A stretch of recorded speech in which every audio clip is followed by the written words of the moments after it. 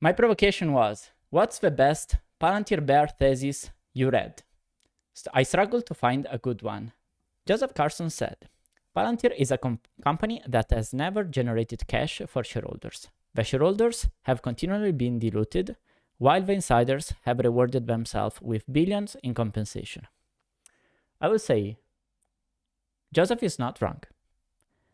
Palantir has never generated cash for shareholders, but the adjusted margin is positive. Yes, Palantir is in a very unique situation, well, not unique, but in a peculiar situation where the business actually generates cash, and we can see it from the free cash flow margin. The free cash flow margin is around 16% right now. Last year it was around 30%.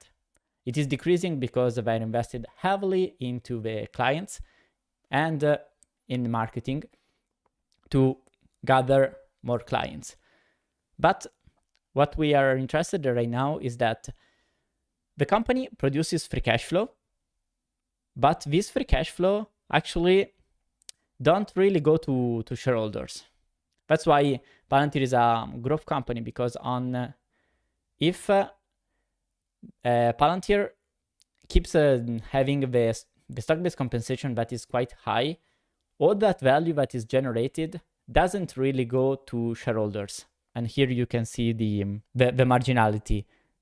The EBITDA margin adjusted means that the business, the operating machine, has a strong profitability, meaning that the cash that is generated by the operating machine is actually very high, and this cash can be reinvested. But for shareholders, what we look at is the GAAP earnings margin, and this is not positive. Why this is not positive? There is this gap which is determined by the stock-based compensation. What this means is that the company produces free cash flow, but the stock-based compensation they actually give is so high that rather than showing net profit at a GAAP basis, they show a net loss. What's really important is not this, because if being GAAP negative would be a criteria for not investing into any company, that would mean that venture capital investors basically would never make any money, because they generally put money into companies that are not free cash flow positive neither. And that means that they are heavily diluted. Okay. What's really important, which is what it was not done by many investors last year, is to consider all of these aspects into evaluation. So one of the first articles I wrote last year was why 99% of the discounted free cash from Palantir are wrong. Why is that? Because basically nobody was considering the stock-based compensation and its effect into the DCF. And you can find this article on my Substack. Here is the name. But what it is important, because last year, basically, people were making the DCFs without considering the dilution. But if you consider the dilution, actually this is a strong assumption I shared, 6% annual dilution, rather than having a $14 per share under the assumption of 30% growth, 30% free cash flow margin, 15% WACC, so very basic assumption for Palantir, rather than having $14 per share, you would get $8 per share. And where we are now, at around $7. So right now, I would say people, rather than not considering at all stock-based compensation as it was last year, now they're even the opposite, on the opposite spectrum. They're thinking that everything that has stock-based compensation can't be touched. And that is not true. Because if it is true what Charlie Munger said, that every smart investing is value investing, you need to find the situations where the price currently implies even too much negativity, meaning that the negative factors are already incorporated into the price. It is bullshit that value investors don't invest into negative gap companies, and that's a kind of value investing. And I would say the safest one, because when you deal with non-gap profitable companies like Palantir, you need to be 100% more conscious of what you're doing, because the risks are actually higher. The risk is that rather than having a Tesla, you end up handing a Twitter. Why I made the comparison with Tesla? Because Tesla had the phase like Palantir where it was profitable in terms of free cash flow margin. So the business produced free cash flow, but the company itself was not rewarding shareholders. Like this is Tesla, and you can see here this is the EPS. It became EPS positive in 2020, the first quarter. Okay. But on the free cash flow margin, on the free cash flow side, it became profitable 1 year before.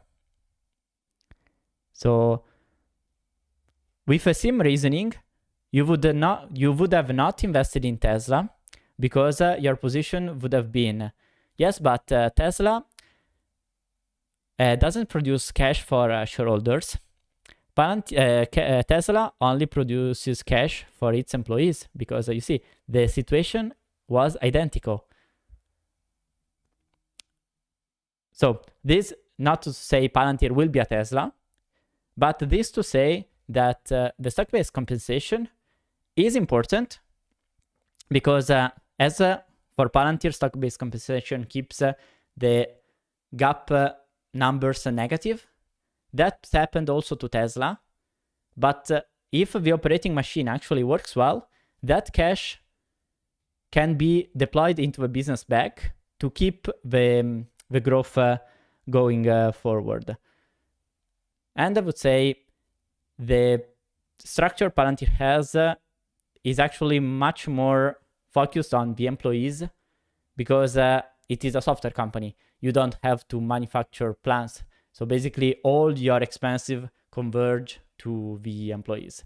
Obviously, to get the employees at the same level of Google and so on, unfortunately, you have to pay them well. If the free cash flow machine works very well, then you have a structure that produces cash flow that can be reinvested into the business to boost the growth. And the idea is that you want to reach a much bigger scale, so that the marginal impact of a stock compensation gradually decrease every quarter, every year. And this is actually what we're seeing gradually. Let me show you this chart.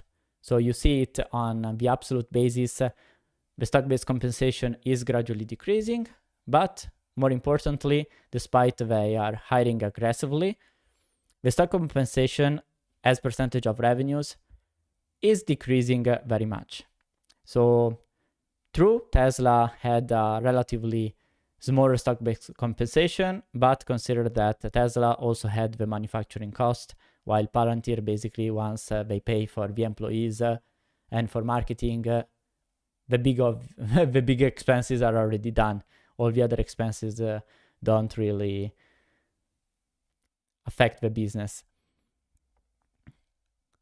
Other argument from Joseph Carlson. The founders, as a major red flag of poor corporate governance, made the company public while arranging a complex share structure where they've been anointed themselves as having control of the company for life. Shareholders have little to say in the company's direction.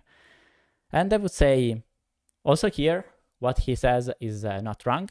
With the F shares, basically Palantir locked the structure to the founders.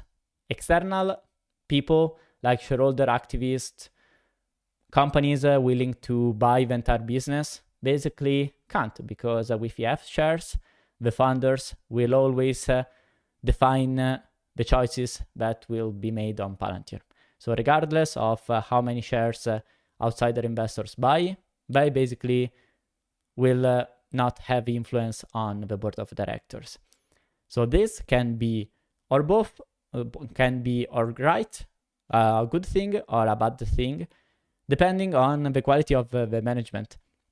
Because if you have a bad board, you want to reshuffle it. But if you are actually trusting the board to make the choices that will make this company more valuable, that is actually good, that they can't be shaken by activist investors like it is happening right now at Salesforce, where activist investors are entering, shaking the business. Basically, they want to shake the business, make the company buy back, cut costs, pump the stock, and then say goodbye to the stock.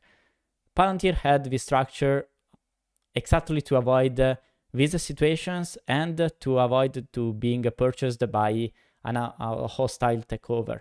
Remember that Palantir was bidded by Oracle at more than 30 billion years ago. Right now, you could buy the entire business at around 15 billion market cap, including the cash.